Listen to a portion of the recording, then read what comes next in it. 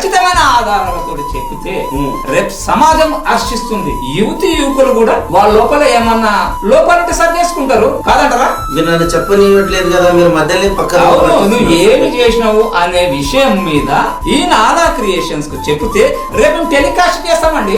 ఇది సున్నితమైన అంశం, ఎవరి మనోభావాలు దెబ్బతినకూడదు. నేను అందరూ అబ్బాయిలు అనట్లేదు, కొందరు అబ్బాయిలు. ఆ కొందరు ఎంత సెర్చ్ చేశారు మీరు? ఎక్కువ పర్సెంటేజ్ అబ్బాయిలు అమ్మాయిల పొందు కోసమే ఆరాట పడుతున్నారు. ఇది నేను నాదా క్రియేషన్స్ వేదికగా ఆ కెమెరా స్మరణీయంగా చెప్తున్నాను.